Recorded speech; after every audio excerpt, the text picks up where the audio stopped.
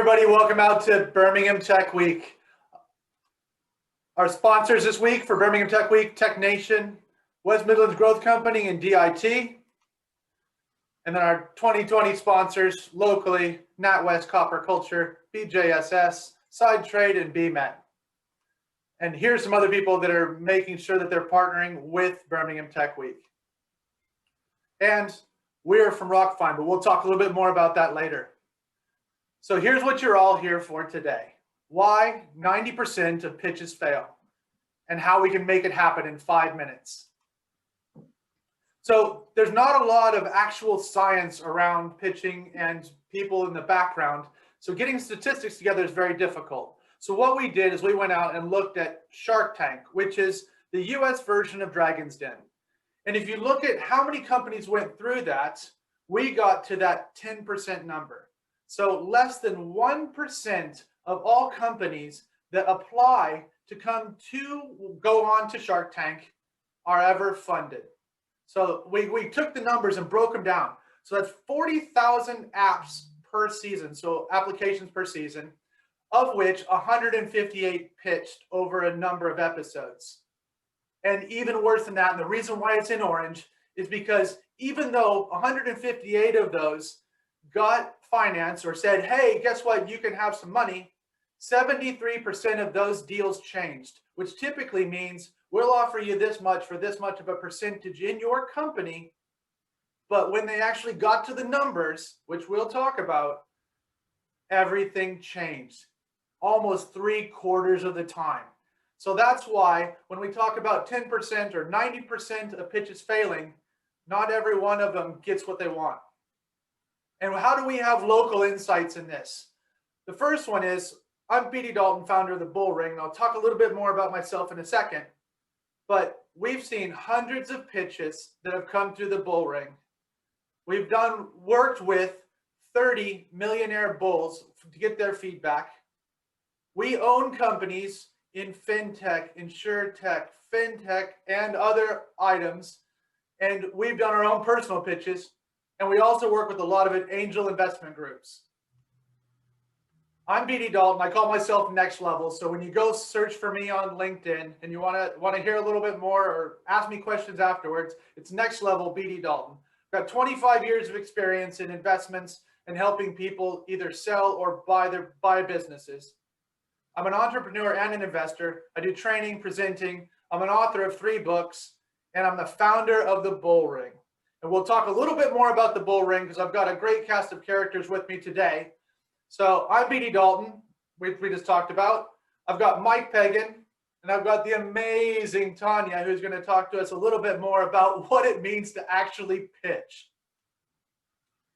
So let's take us back to 2017. 2017, what you're looking at here is DuPont, Washington. My hometown, or south of my hometown by about 15 minutes. So 2017, they just put in brand new rapid speed or high speed, HS2 for us, tracks going down past DuPont. And around this bend, which was a 50-mile-an-hour bend, the conductor was going 78 miles an hour on a train and derailed it. So he had a very simple task: drive forward or backward at a speed.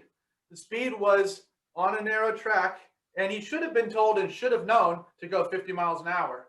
But most pitches have been trained, they've been honed. You've talked to people, you've talked about your product, all these different things. And sometimes you can get it very, very wrong because you don't only have a forward and backward, you have left, right, forward, up, down, and you're talking about money.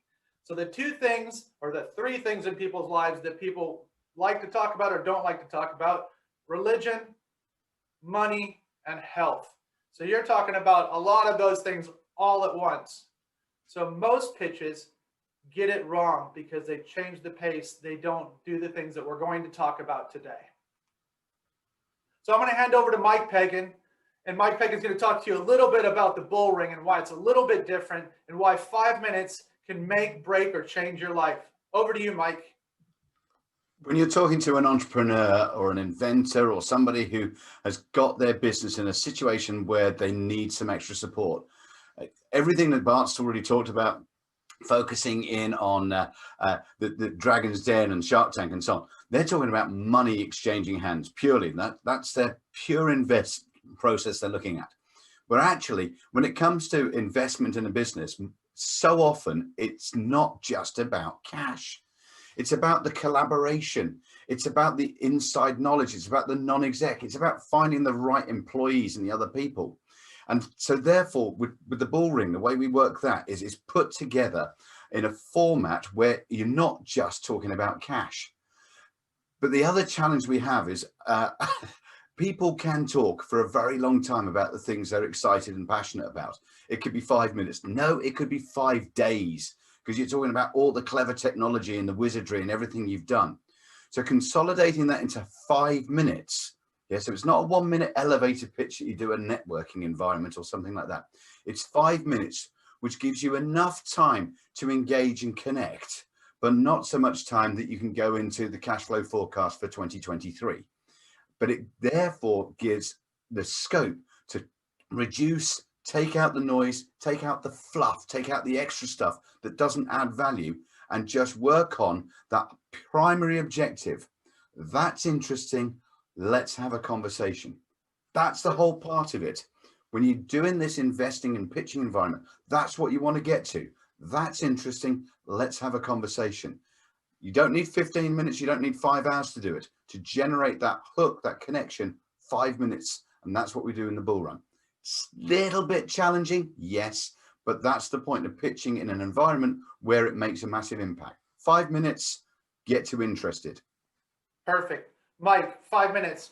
So guess what? Mike Tyson, you can see him in the background here. Everybody has a plan, just like we talked about with the train, just like we talked about with everything else that happens in pitching. You always have a plan. But what Mike Tyson said, it's always great to have a plan until you get punched in the face.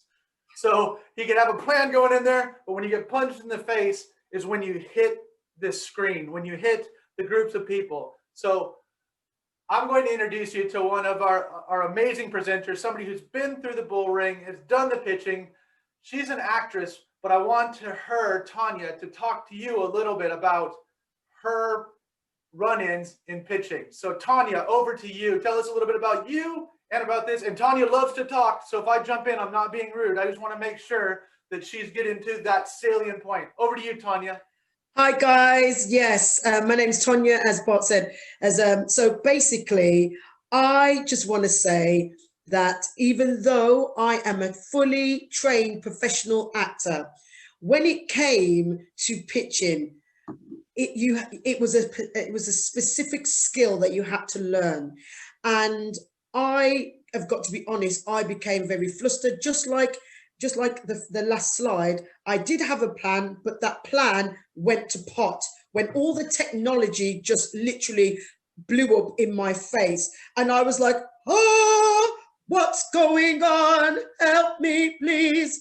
And basically the training really helped me for on the actual day, the day of the pitch.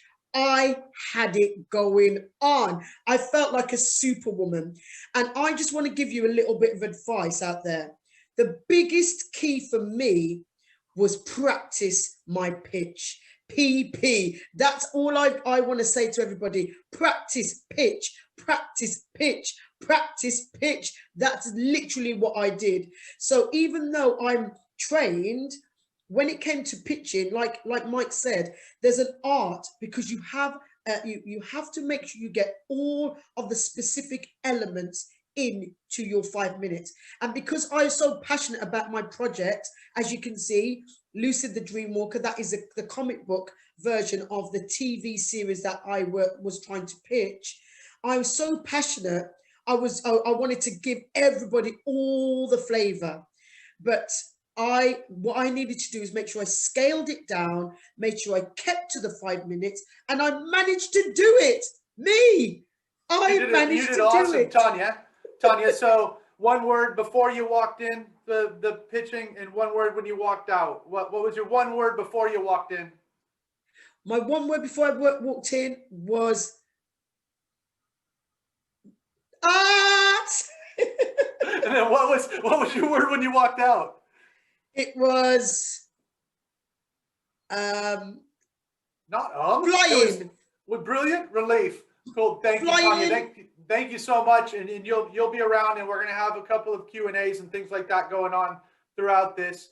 But I wanted to make sure that we brought somebody on that's obviously energetic, and for somebody to be that amazing and that forward and presentable to go, that is not cool. So that's the one thing. So you have the plan. You just have to all add these to that different- story, just to jump in and add to that story, Tanya has now moved from interest to conversations. So the pitching that she did and the BullRing has now moved up to several levels, and there's global TV and film people having conversations. So this pitching process goes from interest to intrigue, and then suddenly it goes up levels. And Tanya is an absolute classic example of where that program and everything is developing.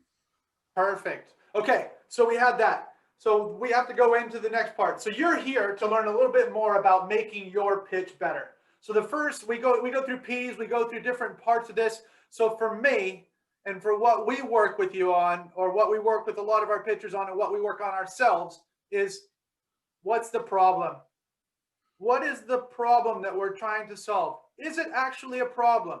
So when you're asking yourself questions, or especially when you're going to pitch to investors, if you say that, oh, it's really hard for me to turn on my mobile phone swiping right or left, well, they might go, so is that really a problem, or is that just because you don't know how to use your mobile phone? So you really need to make sure that when you're presenting this as a problem, that you've done the research, you've done the stuff in the background, which we'll talk about later in attraction, but when you've done the research in the background to say, this is actually a problem. But then the second thing is, like when Tanya was talking, or like when Mike talks or trains people, or when we're pitching, does the audience, are they able to understand what that problem is? So you have to be able to explain the problem. And this is the next step. And we put this in orange here. Is this pain or is this pleasure?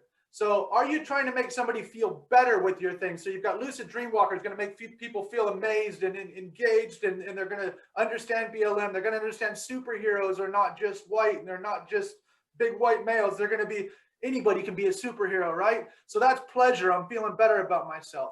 Or if it's pain, is it an app like Uber where I'm just standing there and I just want to get home? So it's a pain. It's a pain in the butt to just wait there and wave down a taxi, or to hope that TOA shows up. And I'm not trying to put marketing out there for anybody, but you just need to figure out, is that pain or pleasure? Can you get the bulls in our case, or your investors, to understand, or the audience overall to understand, is this a proper pain or a proper pleasure? Anything you want to add in there, Mike, that I missed out on? I just want to make sure that people are writing this down and getting this. One little phrase that in the world of pitches that fail is, I don't get it. It's just the investors are sitting there, the pitch is going on, and at the end they're saying, I still don't get it. Is there really a need? Is it what are they fixing? What are they helping? How am I meant to get better? And that's part of the question of, do you get it? Do you understand it? Is it clear enough? Because the failure rate of I just don't get it is just means that the passion and excitement and enthusiasm for what you're talking about hasn't translated. And that's where the preparation and the external support is so important, to make sure that it is so Ronseal, it is so obvious that sort of, I get it. Yeah, I might not like it, I might not be excited by it, but I've got to understand it. I've got to get it. And so the problem is, and this is not the solution, you are the solution, or your product is the solution, but does the audience understand? It doesn't mean that they have to buy it. Doesn't mean that they have to be able to purchase it. So if somebody is trying to sell me a new version of eco-friendly Jimmy Choo shoes for women, I'm not buying it. I might understand it, but I'm not your target audience. So you just have to make sure that I understand that there is a problem, and that that you're trying to solve it with your item. So really, that problem is it a problem? Can I get the audience to understand? And at the end of it, am I going to feel good about it, or is it going to make me eased into the next part of the process. Here's the one that starts driving me nuts. And we go into this whole thing because everybody talks about potential. So how big is the market? So when we start talking about how big is the market, this is, Mike, what are the numbers that we hear usually when we're talking about how big is the market? It's only a small percentage. I'm going for 0.6% market share because it's a gazillion dollar marketplace globally. So we'll still be millionaires by Christmas.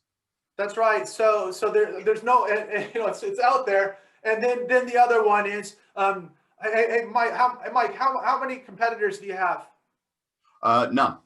Yeah, that's right. We don't have competitors. We are so specialized because our left-handed iPhone app is only for lefties, and there's only lefties, and it's like, what the heck? So if you go into a pitch and you tell the investors, if you tell the audience that there is no competitor, you have just lost us. Our bulls switch off instantly. So they have to understand that because, and I talk about this, we put it up here, wallet. You are not going for a market. You are going for wallet share. Wallet share is what you have to explain. So every one of us, whether it's Tanya after she's sold Lucid to the BBC and they're distributing it, her wallet share might be every month she has an extra $3,000 to spend on frivolous stuff, bully and extra cars and all this stuff, and helping her family and take them to Disneyland when we can go.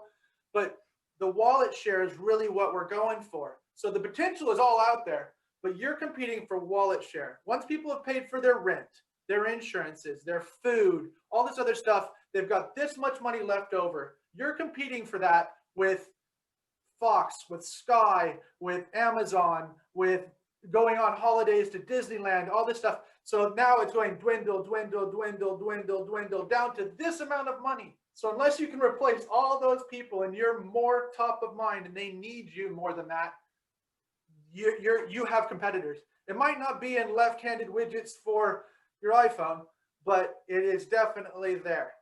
So and the other part of wallet share to add in there as well, that you're referring there primarily to consumer purchasing. Obviously, in the business to business world, in the other environments, but there's still a wallet to attract. You're still looking for people to spend their money, whether it be through the large budgets and the multinational organizations or the cost saving creation that your business is all about. We need to understand where the finance is going to come from and who's going to benefit from it, because sometimes it's about money going out, but the other side of it, it's about savings that are coming in, and that's still wallet share. So, and when you bring both of these back together, we need to know what your client does. We need to know that avatar, whatever you want to call it in marketing speak. This is who is the Tanya in my thing? So how much money does Tanya have to do this thing that I want to do? So if Tanya, it loves her music, so she does this stuff, can I get £5 a month out of her for a Spotify style membership? Or do I want her to buy a CD because she loves it, or whatever medium we're downloading things in now. So can I get 15 quid out of her a month, or can I get 5 quid out of her a month? Does she buy monthly, or does she buy an annual subscription? So you need to understand your client. The deeper you can go on all of this plan and fact finding and be able to just say, here is Tanya. Tanya is our avatar, our key market, and here's what Tanya spends, and here's how we get to Tanya. This is what we have to do. So market, don't say that you're going for a global market, and everybody wants to know that and everybody hopes for it, but guess who you're competing against? Apple, Amazon, Google, Facebook, blah, blah, blah. You're competing with them, and guess what? If they like what you do, they can already do it and spend it. They just haven't done it because, you know what, they could, and to Tanya's thing, they could create an amazing black superhero that goes out there, but Tanya's got a better one, but they have more money, so they can market it faster. So just make sure you know where you're going. So that's potential. Traction. Oh, this is one that everybody runs into. You know what? I've talked to my friends and family, and they think that this thing is going to be amazing. So when it comes to traction for us, it's sales. If you don't have sales, Maybe it's downloads of your freemium or your freeware. If you don't have that, it's surveys. So your traction really has to be proving where you've gone, how you've moved forward from idea to this thing. So if you're doing a minimum viable product or an MVP and you don't actually have something you could sell to Mike or to Tanya, then you have to be able to go out there and say, Mike and Tanya, could you fill out my survey? If you were spending this much money on this, how much would you spend? How many times would you buy it a year? So your surveys really come into it. But the reason on the right why I put this letters of intent in here is if you can't get sales or downloads and you have a minimum viable product and you've done some surveys, letters of intent or purchase orders are like gold dust. So this is where somebody out there has said, yes, if you get this done, we will buy or produce or do whatever for 100,000 of those. So you have something in the future that if I can get this investment, I can get this thing done. So traction is this huge, huge beast that you need to create, because you need to figure out if I can do this in this amount of time, with this amount of money, I could do this much in that amount of time, which produces this much profit. Mike or Tanya, a comment from you guys? Anything on traction that you should think of? The other side of that equation, of course, is it's not just about seed finance. So quite often you're going to find the businesses are already established. And so you've already got the sales track record, but we need the finance or the collaborative partners so we can go from A to Z because we're already moving along that. So we have got evidence, and it's that evidence that proves what's going on, so that you can justify the pricing, the valuation you're giving the business. I mean, you've all seen that on TV often enough with random seed ideas, and it's worth several million already. Really, we can't justify it at all. But the evidence, so when the business is already established and we're just looking for the next level up, because if we had another 250, another 2.5 million, whatever the numbers are, this is what the business could do. This is where we could attack the market more effectively. And as a result of that, our returns are going to come through in there. So you've always got that traction element, this general evidence piece of this is what's going on, this is how it works, and this is why it's a good investment, because it's so clear. The market is already loving and enjoying what we're doing. So therefore it becomes a no-brainer. And that's part of what we're trying to do, is you want to, by providing the evidence, you want an investor to be thinking, this is a no-brainer. Why is nobody else jumping in? Now, they might get a bit cynical, thinking there must be a flaw in the plan, in which case that's part of us providing the evidence that demonstrates that you are a good bet, a good investment, a good gamble. It's all of the above, I suppose. So Tanya, I just wanted to quickly say that traction was a major part for us, and I'm so glad that we were able to retain that information without even understanding how powerful that was. Downloads and sales of our comic book, the downloads of the music linked to the comic book, all of that was so important for us, because we could show clearly, we could direct people to the social medias, all the handles, and I think social media should be featured as well within this kind of world of traction, because when people see the following and all of that, and they can see that there's an audience to build on even more, that was really powerful for our project. Yeah, that's huge, and I'm. You know what? We will put that next time. There will be social media, because it's not only about what you can sell to this person or this avatar or this Tanya or this Mike right now. It's what can we sell them later. It's if we get £5 out of her now, how do we then sell her concert tickets? How do we then sell her, tickets or updates or upgrades on Sky? How do we sell advertising on the back of it? So everybody's exactly, because you're building a relationship with your clients, with your customers. It's that relationship, and you take it further to more than just a customer. It's more of an experience. And I call it in all my books, I call it client lifetime value. It's how much can I get So if Tanya only buys £5 today, or Mike only buys £5 today, I know that next year they'll buy £10. You know, next year they'll buy £50, and the next year they're going to make their big purchase because they've gotten wealthy enough. So if you can track that and show that this person or this avatar does this, they download, then they buy, and then they do this, and oh yeah, guess what? They follow all of our social media on Insta, they follow all of our Twitter, they go on our LinkedIn. You're building an audience, you're building eyeballs and engagement. So anything else on traction before I move on, guys? Because those are some great comments. I just want to add in for you guys watching, there is a Q&A here. So if you have questions, we will be pausing towards the end to give your time for whatever questions you've got, challenges you've got to throw those in there. So please stick those in the chat box.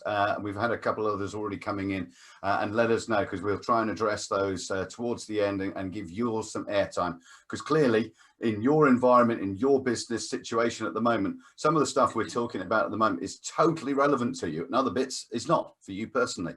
So let's make it relevant for you, so you're getting some really good takeaway stuff as a result of watching this. So cool. Mahul's running everything in the background. We're just the faces on camera. But so Mahul, are there any questions that we should be addressing? I saw a couple drop down, and I'll leave it to you, but before I move on, I'll leave it. Ready? Okay. Moving on. Okay. The numbers crush everybody. If you've ever watched The Dragon's Den, if you've ever watched Shark Tank, if you watched a pitching session, if you've seen a BullRing, then you need to make sure that you know your numbers. Always know your numbers. Figure out what's happening, where it's going. And even more than that, we had one in the BullRing last week where the person actually said, I have £1 million turnover. And then they said, well, I've got £600,000 in income. And then they said, I've got £750,000 in projected earnings in the next within this 12-month period. So within the space of a 5-minute pitch, they're asking the bulls for £750,000, and they can't get in a 5-minute pitch whether they make £1 million, 600,000, or 750. You need to know your numbers and make sure they match up. I'll leave the last point because it's the one I want to leave you with. But so when we talk about knowing your numbers, what were numbers that you felt that people should know, Mike, when we're talking along here? Well, clearly it's where are the numbers going and what's happening. So we're talking about net profit. Yeah, we're not talking about turnover, because turnover, that horrible cliche, turnovers for show, profit is what matters. But where are the profits coming from? What are you actually generating? I did see on one of those shows recently, somebody had a ridiculous debt attached to their business. And as soon as they actually mentioned that, all right, so well, if you've got debt in the business, that's not a problem, because most businesses do have an element of that. But where's it coming from? Where's it building up from? When you're looking at the other parts of the profit, we need to know, what have you actually invested in the business? Yes. So what have you committed to it? Because if you're asking people to put their time, money, and effort and their future grandchildren's inheritance or whatever it happens to be at risk here, they need to know that you are fully committed. So around those profit numbers, it's really seeing what's there, and without the good old hockey stick. Somebody had to mention it, Bart. Somebody had to was going to the hockey stick. That's what the whole thing's about. So don't steal my thunder, Pagan. So Tanya, what was a number that you didn't know you needed to know when you did your presentation? Well, the thing that I learned was, if you don't know your numbers, do not talk about numbers. Basically, if you don't know them, do not bring the numbers into the room, into the game, into the pitch. If you do not know it, please just don't do it. Michael's very clear on that. And for my pitch, I was looking for an investor in terms of a co-production, another production company. So I was very clear on not bringing numbers into the room until I had my numbers ready. And I think that's important to say. Do not mess with the numbers if you haven't sorted it. Go and sort them out before you bring them into the room. So our millionaire bulls are millionaires for a reason. Millionaires don't just walk down the street and throw things around.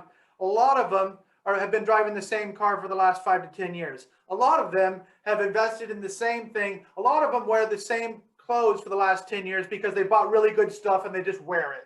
You know, it's just things like that. Is they're focused. I wouldn't say, well, some of them are the F word, which is frugal. Some of them are that, and they get that way. And you want a partner like that in your business. And this is where profits really matter. They've typically run a business, run a bank account, run investments, and they want to know, okay, what it is. In 5 minutes, you don't get the opportunity to tell all that stuff. You want to get people hooked. Tanya, hook them. They love your energy. They love the idea. They love this. Then they want, this is literally your Tinder. This is swipe left, swipe right. This is, you know, what's everything happening here? How's it all going? It's not about, hey, let me show you all the numbers. This is let's have a chat, and I'll tell you that I like going to Barbados in the winter time, and I like doing this. And guess what? I went to school here. That's the actual first date. This is just swipe left, swipe right. That's what happens in this, because it's going to get deeper, dirtier, and darker later when they're actually going to cut you a check. So the big thing here, and Mike mentioned this, exaggeration kills.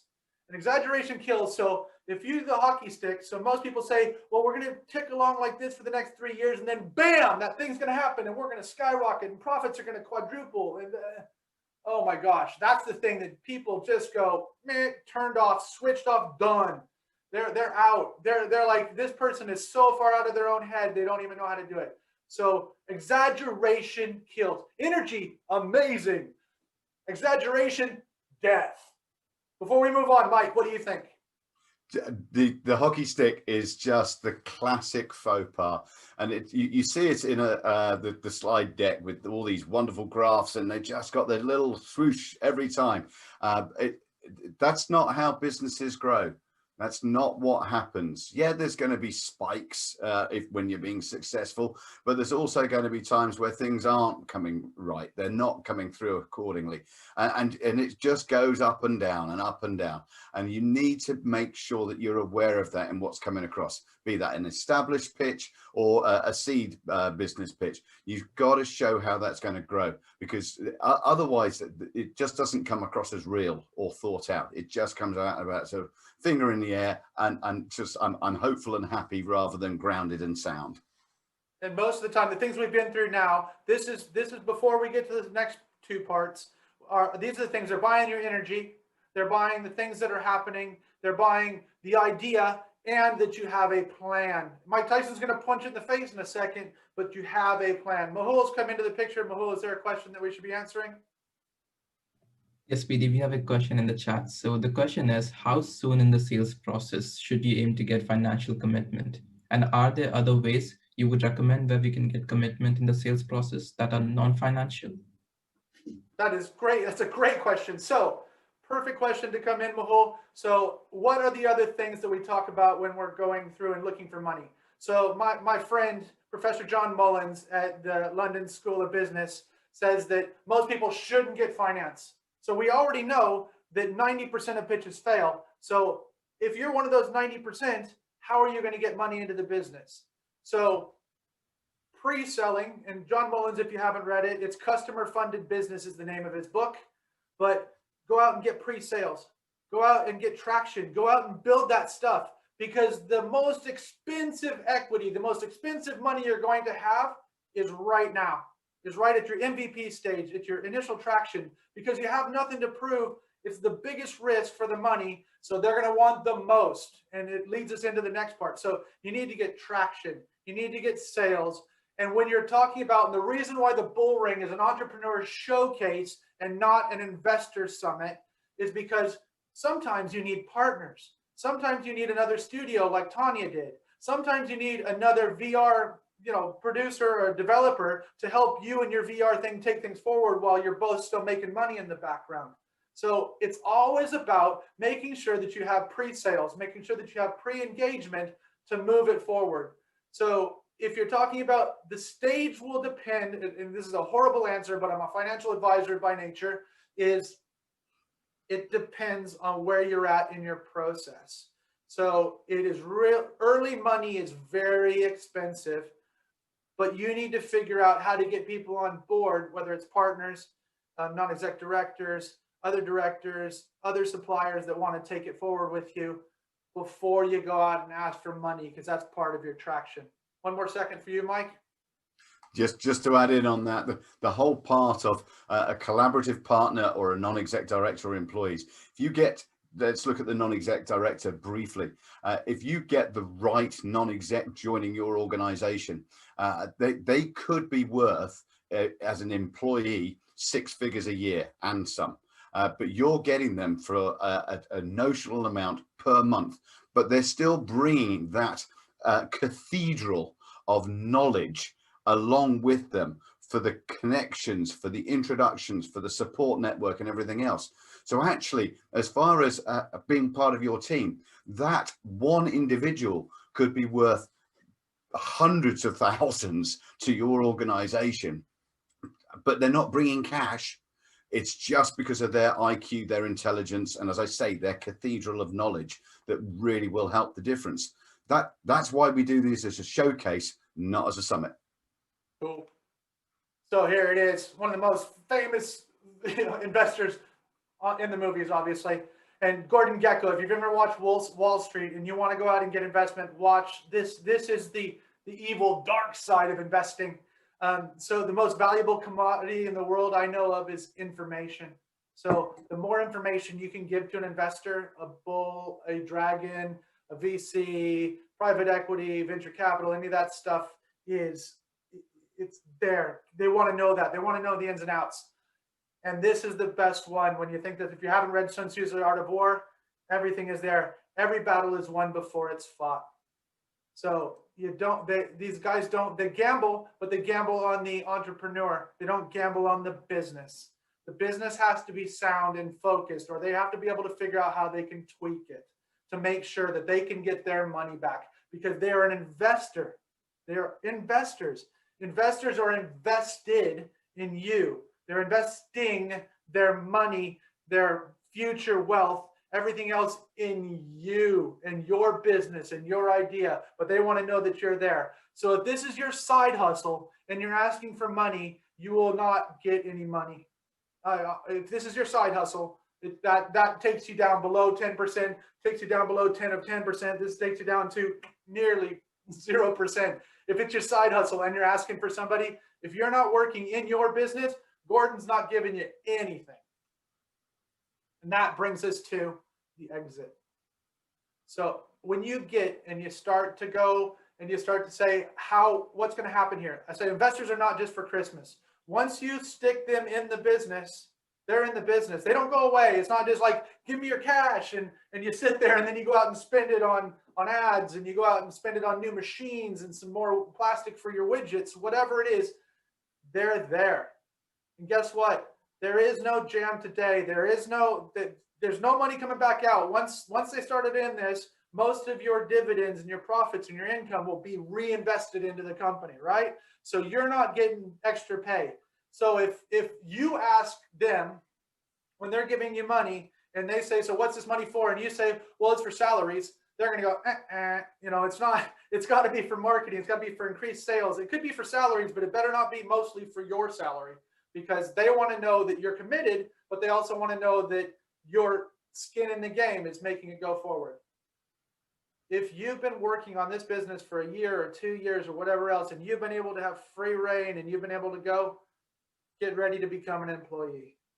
So you're going to be working for your business for them to get their money back. So you need to be able to plan the exit. And that 3 to 5 year exit is what most of our bulls, most of our investors are looking for. Not always, and every one of these is usually 3 to 5 years. So you need to know in the next 3 to 5 years, what is going to happen? Are you going to sell to Amazon? Are you going to list it as an IPO? Are you just going to sell up and you can sell your patents and your trademarks and all that type of stuff? Are you just going to pack it all in and go somewhere else? So know your exit. And most money wants to know, and when I say money, so your investors, especially private equity and venture capitalists, usually go a little bit longer because they've been there, done that with their own money. but they're going to want to know, how are we getting out of here in the next 3 to 5 years? Anything that you want to add to that exit part, Mike? It's just adding in the one thing about professional investors, and having been on both sides of the table in this environment, they expect, if they invest in 10 organizations over a period of time, they expect 5 of them to fail. 2 of them might plod along, a couple of them might go okay, but 1 of them will fly. So they're working on a basis of 10% of their investments. So one organization will reap the rewards and the massive benefits of all the others they've invested in. So the clarity of that ROI, the return on investment, and the exit is so important, because that needs to be clear for the professional investor. Tanya, if you'll chime in here for a second, what in your pitch or your idea, what is one of your exits that you've talked about? Well, just to pick up on investors are not for just for Christmas, I just wanted to say that is the reason why you need to make sure you and your company is ready for that investment. That's another thing, because you might think, oh yes, I want all this money, and then you're not actually ready to actually work in the way that the investors might need you to within that time scale. So it might sound really great that you're going to get all this money, but that's the reason why the statement, investors are not just for Christmas, is also for your safety as well, for you. Not to just jump into bed because, wow, this investor is interested in giving you money. Well, actually, are you robust enough? Do you feel like you're ready to do what the investor wants you to do as well? Because they do have timelines of when they want things to be done. You know, there's a relationship that starts there, so you have to be ready. So hence, for me, like I said, we were looking for a production company, so that was a little bit different, but we did also have a cash money investor interested, and we didn't go forward straight away because we need to make sure that our 5-year cash flow was as we wanted it. So now we've got it how we want it, we will go back to that investor, but we actually had to pause that conversation. He was very interested, but we had to, because we knew investors were not just for Christmas. That's correct. And then, so Mike, and you're writing a new book that's also about your wealth and that type of stuff. And so one of your things is your wealth team, right? So absolutely. So if you're a business, you need a wealth team in your individual person, but all businesses are run by individuals, correct? So what would you add to that when it comes to a discussion around investors are not just for Christmas? Who else would you bring into the discussion? Well, I mean, from the professional sector in a wealth team, you need obviously the accountant, the solicitor, and the wealth manager. Those 3 elements alone, and I realize there's multiple strands that fire off those titles, because clearly an accountant is you pay all the tax you should, not a penny more, not a penny less, because that's how it works. The solicitors, from contracting through to the actual deal, everything else, those independent legal advice, their cost, but the upfront cost now is so much cheaper than down the line if you don't get it right. And then the other part of it is the wealth. What are you actually trying to create? What is the numbers? What does it really look like? Because you can all have a key ring with RR on it, but that could be a Robin Reliant or a Rolls Royce. And we all know which you might or might not prefer, but either way, that shows us a spectrum on the wealth planning and how that comes together. So that's all part of what you're trying to do, but you're demonstrating that through to the investors as well, so they get excited about what's happening. Perfect. Okay, the next one. So we've got Mr. Wonderful on here from the Shark Tank, because I'm a Shark Tank enthusiast, but I want 50% equity in your company, and I want 50% equity in your soul. So this is when you're saying, okay, so guess what? And now we're asking, and they come on, and you get really good at this if you watch enough of these things. They come on there, and I want for 3% of my business, I would like 750,000. You're going, so you're worth 21 million. What? How many have you sold? How many have you done? Make sure two things, especially early.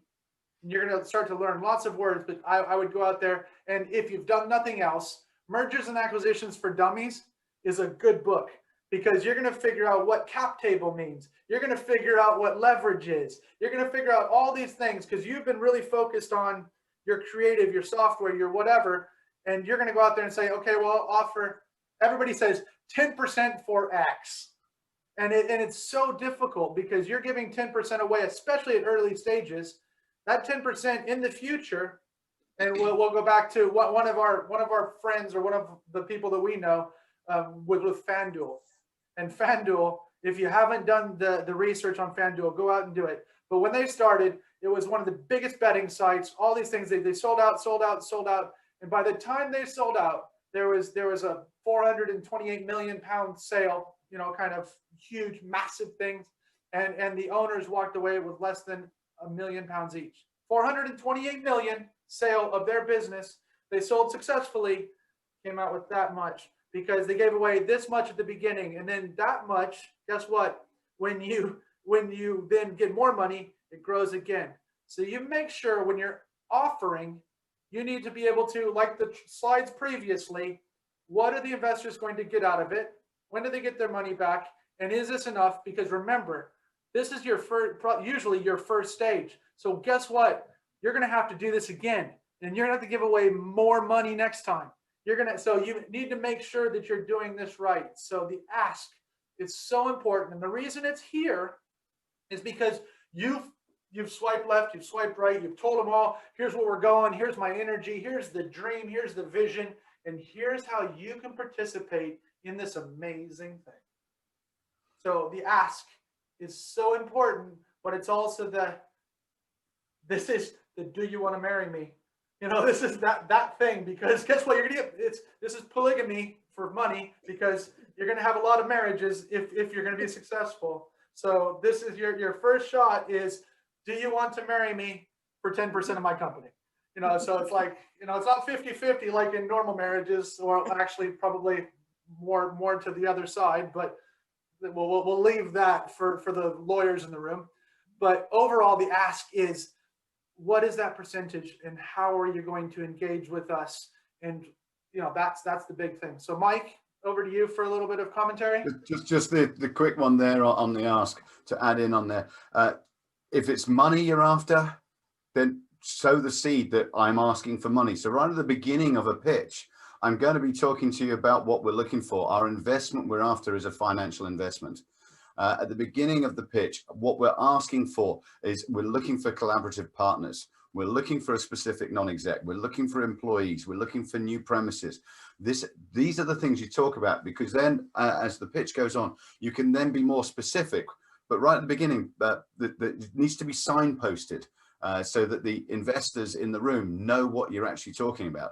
Then when you turn around and you say, this is what I'm after, it makes perfect sense. It doesn't make sense if it's just thrown in at sort of 4 minutes and 57 seconds into a pitch in our world of the 5 minutes and say, oh, and by the way, 100K.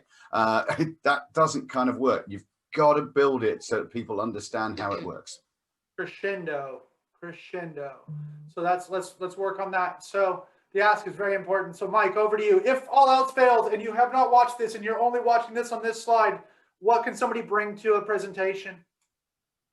Okay, there's so many elements on this. We've been talking about the detail going in there.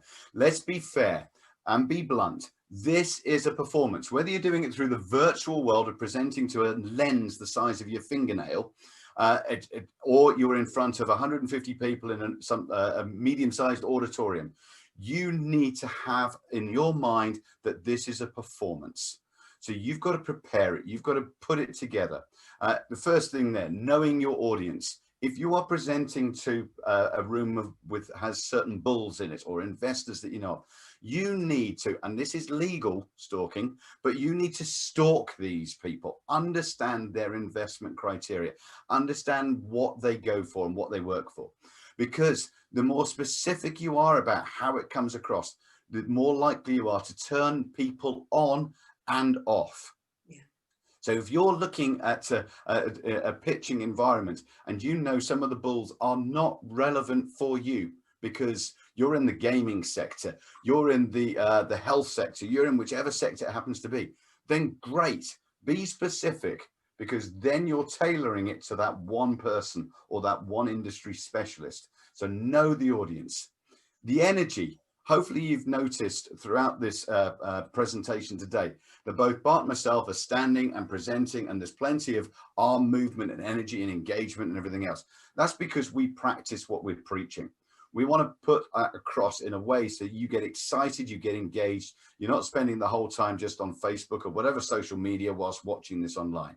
We know, I don't worry, my attention span is pretty slim. So I know how this works. So you have to, in that pitching environment, in 5 minutes, grab them and get them working with it. And the final one there, it says practice. Practice, practice, practice. Tonya mentioned it earlier that the amount of time she practiced, and this is a trained artist, a trained actor. You are probably not a trained actor or artist. You may or may be the brilliant engineer, the brilliant technician, innovator of your business, but that doesn't mean to say that you've got all the energy and the way of coming across where it's going to come across seamlessly and effortlessly. So I'm sitting there at the end of it thinking, that was really interesting, Bob, Mike, Claire, whoever. I want to have a conversation, because that's what we're after. And there's skills and there's techniques. There's so many elements to work on in there, so that when it comes to giving that engaging pitch, you're remembered for the right reasons, because of the content, because of the performance, and because of the fact that it's an awesome business that people want to get involved with. And I want to go to Tonya. So Tonya, on number 3, would you just do it for, so we have a soundbite. What was it again? It was pitch. Practice your pitch. Practice your pitch. Practice your pitch. Awesome. Thank you. So Q&A will go really quick here. So Mahul, are there questions that we need to chime into? Several in there, Mahul. I'm excited. What we got? So the first question we have is actually, what's the best way to go for a startup app that is designed but still in the idea phase? So they got survey results that are present, but prototypes would be significantly costly. So what should a founder do in this scenario? There are quite a few things. I'm part of Birmingham Enterprise Community, and we do a lot of stuff like that. It's not a lot of testing. There are quite a few different styles of software that will mock up or skin up an app for you. And you could do that. So people just want to see what it might look like. So there's a lot of software out there, and we can, if you email us after this, I can give you a couple of different websites that we use whenever we're developing things. But the cheaper you can make it, the quicker you can make it, because everything, when it meets, and this is what Mike Tyson says, you're going to have a plan of how you think that this app's going to go. And then the people, your customers, whoever's going to punch you in the face, and they're going to say, it's not how we want it used. That's not what we believe in you, but that's not how we're going to use it. I'm going to do this. I'm going to, we all thought that the phone was a phone. No, the phone's a camera and a texting tool. It's not. I call very few people these days. It's another tool. So you got to use, there's quite a few different software packages out there that you can skin up an app to test out. Next question, Mahal. So the next question is from someone who has already pitched, and the feedback that they got was the investors wanted them to gather letters of intent, and they're currently in the process of it. So they want to ask, how do I translate the pitch deck for investors into something appropriate for potential clients? When you're going for your seed round, your first amount of money, you need a translator. You need a broker. You need somebody else out there that's going to speak investorese for you. So those letters of intent are going to be able to take you there. So Tanya's got some people through the West Midlands Creative Scale-Up program that she's used that helped her take this amazing energy and this amazing package and this amazing thing and ask the right questions and package it up in the right way. So you need to have your team of advisors to be able to, and it doesn't have to be expensive advisors, it just has to be able to tell this story in a numbers way that the investors are going to do. So you need to engage somebody to help you translate those letters of intent into traction and forward progress. Sounds good. Let's go again. So the last question here is, elevator pitches tend to have a unified format, and it seems to be something that is continually prescribed by everyone. It usually includes a hook, a detail, and ask. Do you think this is a good idea? And should the pitcher have license to play with the format of the pitch? Yes and yes, absolutely. There is license. The frameworks, I mean, are there. They need to be interpreted and then personalized. Because if you, I'm sure many of you have been to those networking organizations where somebody has this overly polished ending that they always use when they're communicating.